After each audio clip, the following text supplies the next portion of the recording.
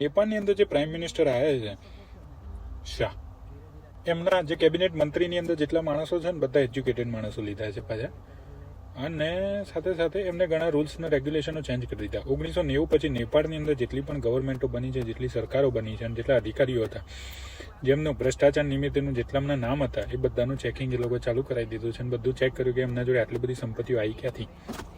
Right. હવે આ check કર્યા પછી જો કંઈક ગુનામાં લાગશે તો દરેકને અરેસ્ટ કરવાની વાત બી ચાલુ છે ને, અત્યારે ઘણા લોકોને અરેસ્ટ બી કરી લીધા છે નેપાળ ગવર્મેન્ટે.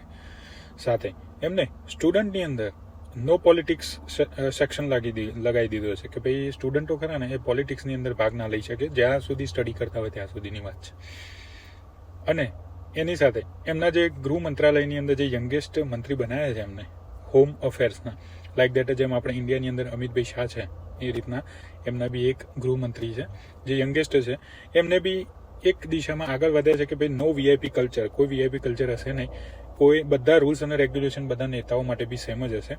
પોલીસને બી એટલી ઓથોરિટી આપી દીધી કે જો તમારે નોર્મલ માણસનું જે પણ ચેકિંગ કરો છો ને એવા જ ચેકિંગો તમે નેતાઓ સાથે બી કરી શકો છો અને એ જ વ્યવહાર સાથે તમે કરી શકો છો, નોટ ટુ એ લોકો માટે વીઆઈપી આપવાનું.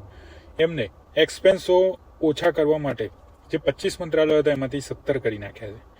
તો હું માનું છું ક્યાંક ના ક્યાંક હવે નેપાળમાં જેવી શરૂઆત થઈ છે એવી વર્લ્ડની અંદર બી શરૂઆત થવાની શક્યતાઓ રહે છે અને આવા પ્રાઇમ મિનિસ્ટરો આવવાની અને આવા ગૃહમંત્રીઓ આવવાની શક્યતાઓ રહે છે. એમાં કોઈ જ પ્રકારની કેટેગરી હોતી નથી કે તમારે વ્હાઇટ વાળ જોઈએ કે તમારી ઉંમર જોઈએ ત્યારે તમે પોલિટિક્સની અંદર આગળ વધી શકો છો. આવનારા જમાનાની અંદર, આવનારા સમયની અંદર હવે એવું લાગતું નથી કે આ દિશાની અંદર લોકો વિચારશે. હવે એક યુથ જનરેશન આગળ વધવાની વાત છે અને યંગ જનરેશન તરીકે જેમ નેપાળના પ્રાઇમ મિનિસ્ટરને હોમ અફેર્સના જે મિનિસ્ટર બન્યા છે નેપાળની અંદર, એવું વર્લ્ડની અંદર બી થવાની શક્યતાઓ રહે છે. જય હિન્દ, જય ભારત.